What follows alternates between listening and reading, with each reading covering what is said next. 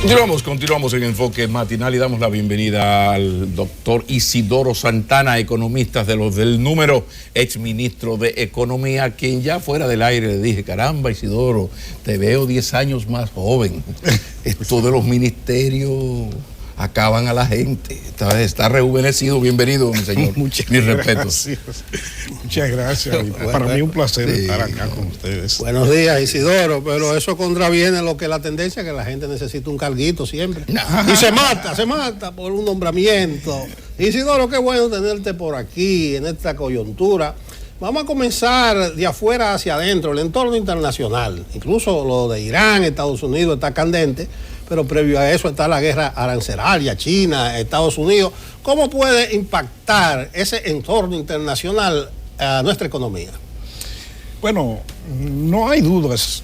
En la situación en que se encuentra la economía dominicana, los mayores riesgos provienen de fuera, provienen de ese entorno internacional que afortunadamente y parece ser que muchas de las inquietudes que habían se están disipando, sobre todo porque el propio presidente de Estados Unidos, que es el agitador principal de las condiciones económicas y políticas en el mundo, pues ha tomado una actitud un poco más suave recientemente. Pero la verdad es que la economía dominicana ha disfrutado durante muchos años ya de un ambiente internacional que le ha favorecido enormemente la estabilidad y el crecimiento. Un ambiente con un largo periodo de crecimiento de la economía de Estados Unidos, precios del petróleo relativamente bajos en los últimos años, tasas de interés bajísimas, amplia disponibilidad de capitales en el mundo que buscan refugios como República Dominicana, lo que ha permitido traer mucho financiamiento fácil, inversiones extranjeras relativamente fáciles. Y todo ese entorno también ha facilitado el crecimiento del turismo y de las remesas. Es decir, todo eso, junto a las políticas internas, han contribuido a un periodo de mucho crecimiento y estabilidad de la economía dominicana. Pero uno vive como con la duda de lo que puede pasar. Desde hace un tiempo, la mayor fuente de preocupación es la guerra comercial entre Estados Unidos y China. Pero parece ser que se ha suavizado un poco.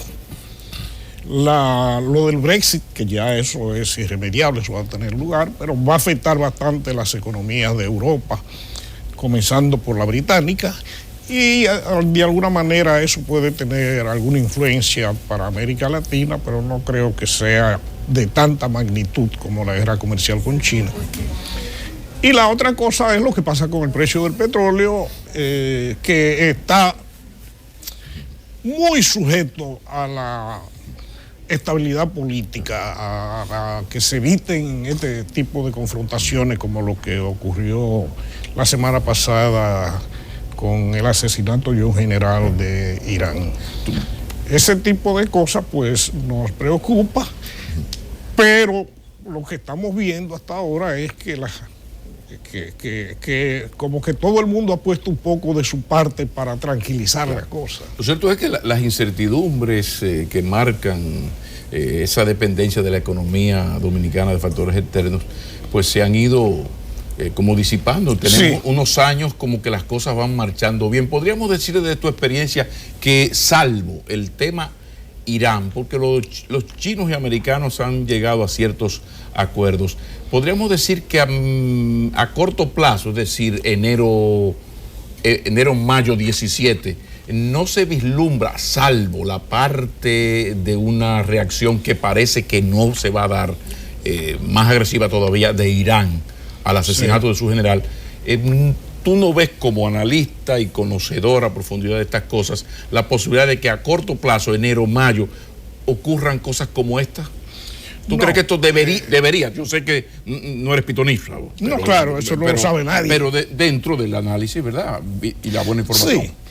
Yo creo que a pesar del verbo encendido de Donald Trump, yo creo que hay personas e instituciones que han influido para tratar de controlar un poco la agresividad, y la misma gente del Medio Oriente están conscientes de que no le conviene entrar en un conflicto complicado que pudiera ser terrible para todos.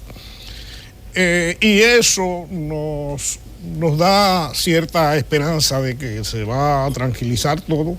Y fuera de eso, yo no veo en el panorama internacional mayores riesgos por ahora. Parece que no. Vamos a ver las debilidades y fortalezas del presupuesto general del Estado para el 2020. Creo, por la salida tuya, fue a finales de julio. Sí. Tú tuviste algo que ver en ese presupuesto, porque solamente mediaron 2 meses. Julio, agosto, septiembre, sí, porque fue el de octubre. Claro.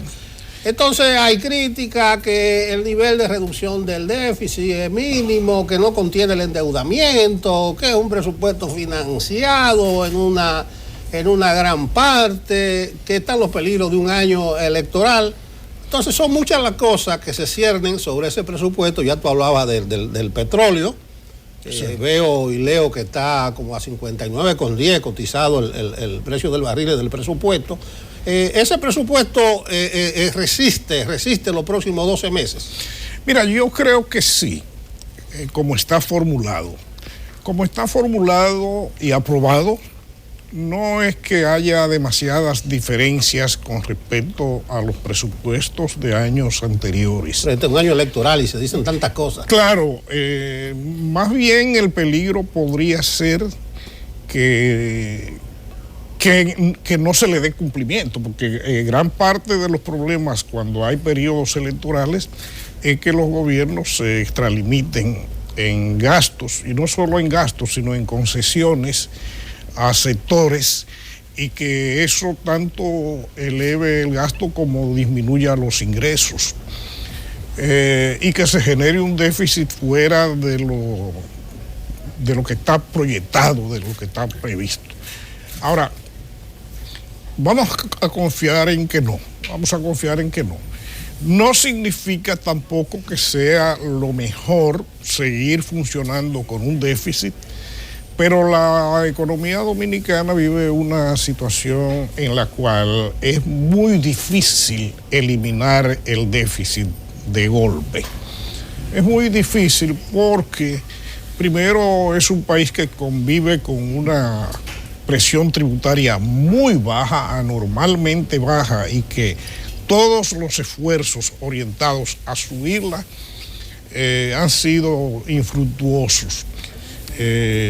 Excepto, digamos, algunos esfuerzos del área administrativa en años recientes que han logrado subir, 2 o 3 puntos básicos cada año, pero que el problema dominicano es mucho.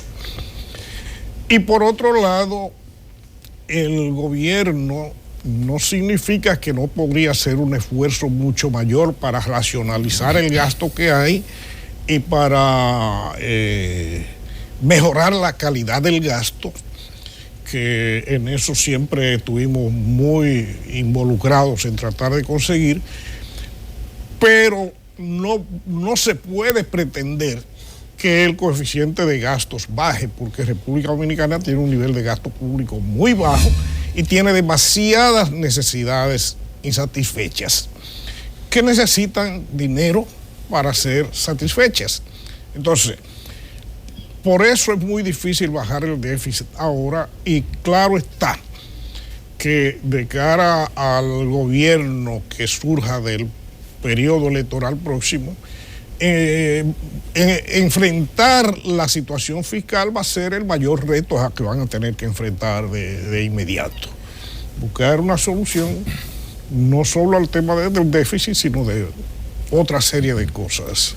Porque hay una serie de problemas que están ahí, como el tema del endeudamiento. Ya el 36% de los ingresos ordinarios están comprometidos, ¿no? En lo que es en pago de capital y de intereses de la deuda externa e interna. Está también el tradicional aumento en el gasto público en los años electorales. Sí. Todo el mundo recuerda los 40,000 millones del gobierno de Leonel Fernández para ayudar a un candidato PLDista 18 puntos por debajo de su adversario. Luego se recuerda lo del 16 y ahora no habría por qué ser diferente. Además hay mucho pesimismo por el asunto de la tercera fuerza, donde el PLD se dividió y las cosas van cada vez son más difíciles. Hay la posibilidad de que en este entorno, ¿tú crees que en este entorno habrá la posibilidad de evitar que el gobierno mantenga esa tradición de aumento en el gasto público? Y sobre todo, hazme el comentario, porque cuando uno habla con un economista de los de la oposición, un Miki Seara, bien amueblado, para poner un buen ejemplo, el país se está acabando en la deuda externa, mañana ya cerramos esto y explotó, pero tenemos ya unos 12 años escuchando el discurso y de repente el déficit fiscal se mantiene. Estaba en el 8, del 8 en el 12 ha ido bajando, debe estar en 2 y algo. No, lo que se proyecta para este año es un déficit de 2.1% del producto. Hablemos de ese escenario, si esto se va a dar. El riesgo siempre existe, el riesgo de que la campaña electoral conduzca a una situación de exacerbar el nivel de gastos y generar una situación de posible inestabilidad. Pero no, yo espero que no, y sobre todo en el país ya se han creado instituciones que están mucho más preparadas para prevenir esto, porque la práctica presupuestaria se ha modificado. Vamos a ver, esperamos que no haya retrocesos en esa parte. Ahora, hasta ahora, el hecho de que se haya mantenido el déficit, que no se haya... no es que no se haya disminuido, porque sí se ha disminuido, pero no se ha corregido, claro. Eso fue una situación completamente anormal, la del 2012, claro. Eso no... Porque inmediatamente llegó el presidente Danilo Medina, comenzó a reducirse. El problema... Lo que pasa es que eso ocurrió porque el candidato oficial estaba muy por debajo. En este caso, el candidato oficial tiene problemas bastante parecidos o peores. Sí, eso es posible. Y por eso uno siempre piensa que el riesgo político siempre va a estar presente. Ahora, la República Dominicana ha seguido una carrera de endeudamiento que no ha sido deseo de nadie, las autoridades, más comenzando por el propio presidente, que ha hecho un esfuerzo significativo para bajar el déficit cada año, a pesar de las muchas presiones por aumentar gastos por tantas cosas que se necesitan. Ahora, eso no ha generado ningún problema hasta ahora gracias al contexto internacional y nacional. ¿Por qué? Porque mientras haya muchos capitales disponibles y tasas de interés bajas, siempre hay acceso fácil al capital. Lo que preocuparía es que se volvemos al entorno internacional. Una situación, exacto, en que no haya ese acceso. No debería dormir tranquilo un país que permanentemente se está endeudando. Y no es solo la deuda externa, yo siempre quiero hacer la distinción de que el problema es la deuda pública, incluyendo la del Banco Central. Porque la deuda es deuda y al final todas hay que pagarla. Y ese 54,6% del PIB, ¿incluye, eso es sin o con la deuda del Banco Central? No, eso es con la deuda del Banco Central. Total, 54, eso es mucho. Hasta en Neiva eso es mucho. Mira, normalmente para los parámetros internacionales, que un país deba el 54% del PIB, no es algo grave siempre que en ese país haya un coeficiente de tributación relativamente alto. Que aquí no existe. Que aquí no existe. Claro. Entonces, ¿qué es lo que pasa? Cuando tú dijiste hace un rato que el servicio de la deuda absorbe el 36% de los ingresos fiscales, no es tanto por lo alta que es la deuda, sino por lo bajo que son los ingresos fiscales. Lo mismo que el hecho de que República Dominicana, si bien ha adquirido, digamos, condiciones un poco mejores que antes, pero la deuda dominicana sigue siendo cara. Entonces, no es lo mismo, por ejemplo, que países, que te digo, Japón tiene una deuda de más del 200% del PIB, pero esa deuda les resulta casi gratis. Entonces, ahí no hay problema. Desde el punto de vista de lo que le cuesta en términos de ingresos fiscales, eso es casi insignificante. Para nosotros no. Primero porque la deuda es cara y segundo porque los ingresos fiscales son muy bajos. Bueno, Isidoro, tu estancia en el Ministerio de Economía te da una perspectiva muy buena para valorar la fortaleza de nuestra economía, las perspectivas. Te voy a hacer una pregunta aparentemente académica, pero ojalá que no te vaya por ahí. Es lo siguiente, el informe de desarrollo humano, el informe de la CEPAL coinciden en un punto, como mandado a hacer, desigualdad. Sí. O sea, una desigualdad que ha llegado a niveles extremos. Entonces, ¿a dónde voy? La República Dominicana creció el año pasado, va a estar por 5. Dice el fondo, la propia CEPAL, que el año que viene va a estar 4,5, 5 por ahí, que es una barbaridad, vamos a emplear ese término, porque para la región es menos de 2. Pero, ¿qué es lo que sucede? El gobernador del Banco Central dice que la economía no derrama. Un amigo de Pablo Maquina, Hipólito Mejía, dice que el asunto es que no boronea abajo. Sí. No, espérate. No. El problema es cuando la macro no boronea la micro y la micro se derrama. Entonces, Isidoro, por eso doctor digo, Hipólito Mejía. ¿qué es algo académico? ¿Qué es lo que hay que hacer? La famosa reforma fiscal, revisar la presión tributaria, pero no podemos seguir siendo los reyes del crecimiento y la desigualdad se mantiene prácticamente intacta. Revisar las exenciones. Sí, pues mira, déjame decirte, el tema de la desigualdad, lo mismo que muchos otros problemas sociales, una fuente de preocupación permanente, y los dominicanos hemos disfrutado de un crecimiento y una estabilidad macroeconómica privilegiada en el contexto internacional, pero no hemos estado muy satisfechos con los resultados en términos sociales. No es que la desigualdad haya subido, la desigualdad se ha atenuado un poquito, pero no en la magnitud que uno esperaría.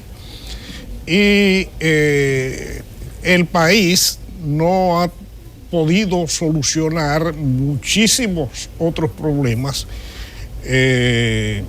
sociales.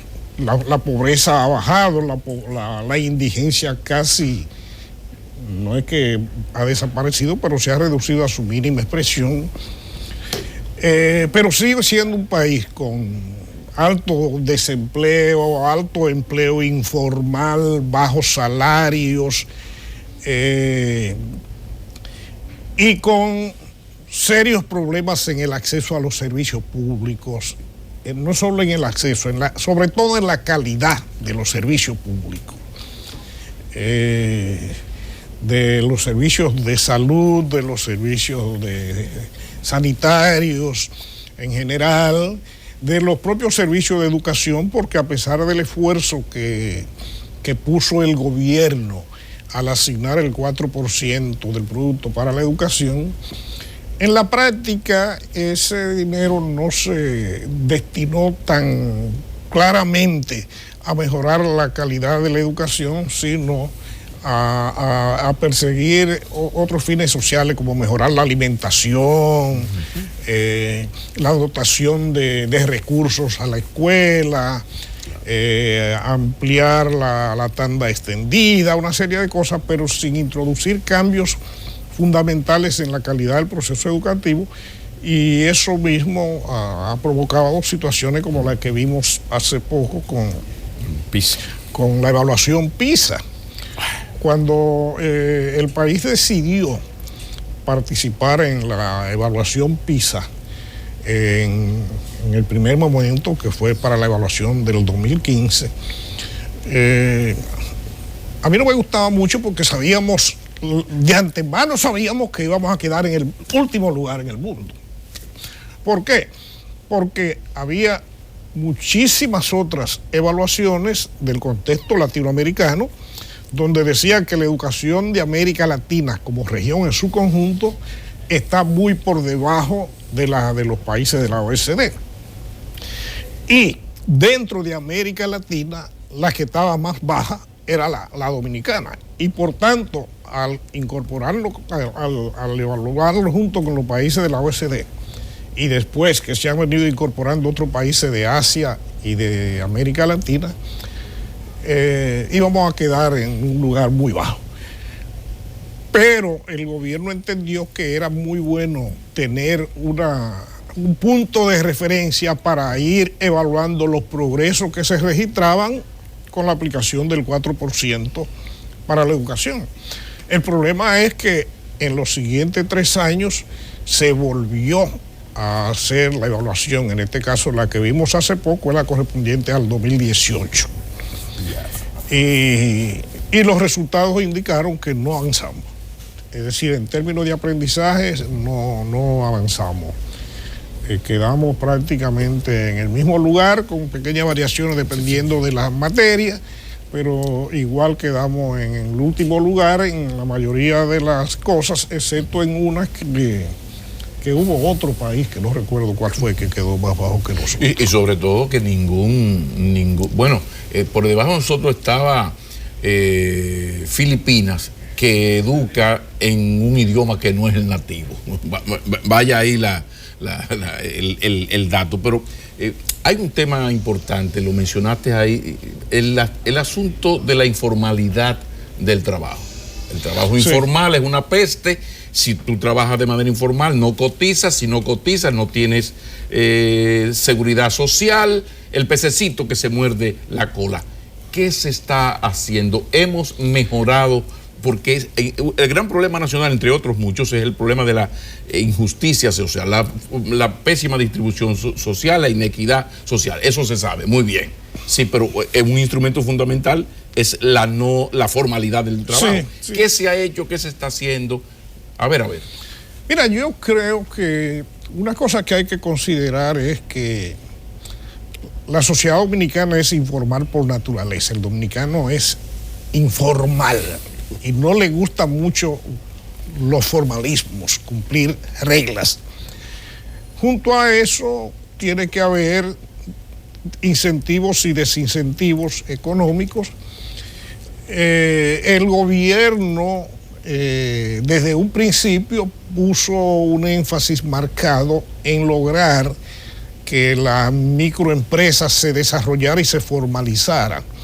Y comenzó incluso con programas de financiamiento a la pequeña y microempresa, proceso de formalización, facilitación de los trámites para el pago de impuestos y abaratar costos de los impuestos, a ver si la gente reaccionaba formalizándose, junto al hecho de que gran parte, por ejemplo, de las campañas de apoyo a la agropecuaria o a la actividad rural que ha hecho el presidente por medio de la visita sorpresa, pero no solo por la visita sorpresa, sino por el gran apoyo que ha dado al FEDA y al Banco Agrícola, es con la idea también de que muchos productores campesinos se asocien, promover la asociatividad y se formalicen. La verdad es que en eso no se ha avanzado cuando se toman las estadísticas del mercado laboral. Es más fácil darle incentivo a los grandes grupos que incentivo al pequeño empresario que tiende a la informalidad como parte de nuestra cultura. Sí, pero aquí se le dan las exenciones fiscales son un poema y el gobierno se ha negado a revisar una por una porque por lo menos el 40% de esas excepciones quizás ya no pueden justificar su existencia, pero eso se mantiene y el gobierno huye desde que hablan de esas cosas. Sin embargo, esas excepciones a los grandes grupos deberían democratizarse como incentivo a los chiquiticos. Sí, mira, es difícil políticamente. Bueno. La verdad que el tema de las exenciones fiscales es un tema que ha costado muchos dolores de cabeza. Aquí en República Dominicana se hizo una gran reforma tributaria en el año 1992, con el cual se esperaba resolver de una vez por todas esa, porque un impuesto sobre la renta que en aquel tiempo tenía tasas confiscatorias, porque había tasas que podía llegar una gente a pagar hasta el 85% de su ingreso, pero nadie lo pagaba porque todo el mundo tenía exenciones y deducciones de 1000 formas. Se hizo una reforma, se eliminaron todas esas cosas y se bajó la tasa a un 25%. Ahora, ¿qué pasó después?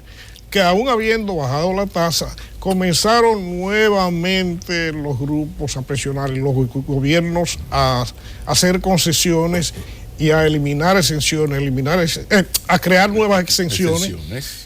Y por más que en la Estrategia Nacional de Desarrollo se ha planteado la necesidad de una reforma en que todas estas cosas se revisen, no ha habido las condiciones políticas, porque básicamente condiciones políticas el famoso pacto fiscal, para hacerlo. Huyóse, claro. El gobierno huyóse.